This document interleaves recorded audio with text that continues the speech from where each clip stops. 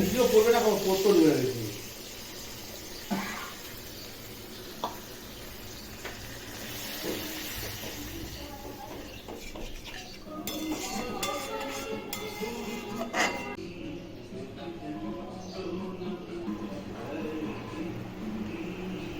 দেখো ঝোলটা ফুটে আসছে।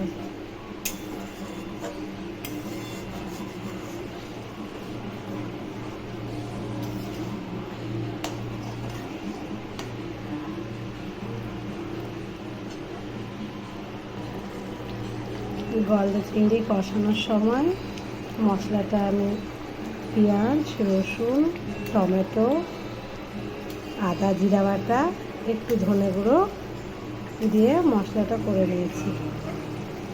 এবার একটু কষিয়ে নেওয়ার পরে আমি এখন চিংড়ি মাছগুলো দিয়ে দেব।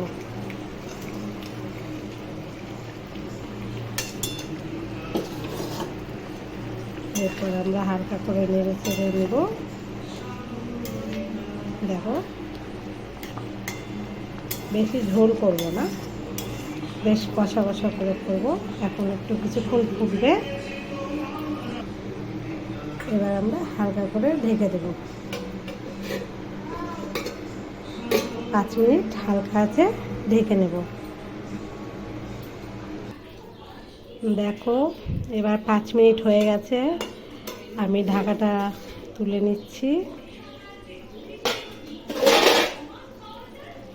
দেখো কি সুন্দর কালার এসছে।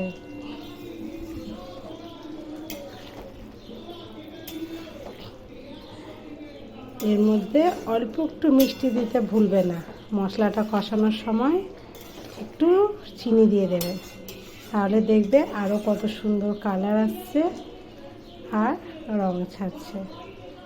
দেখি আলুগুলো সিদ্ধ হয়ে গেছে কিনা। হ্যাঁ, সিদ্ধ হয়ে গেছে।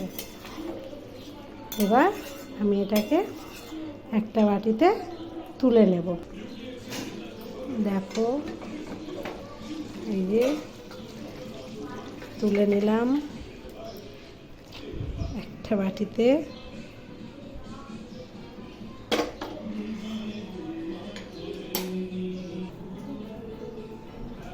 দেখো এবার দেখে বলো কেমন হয়েছে।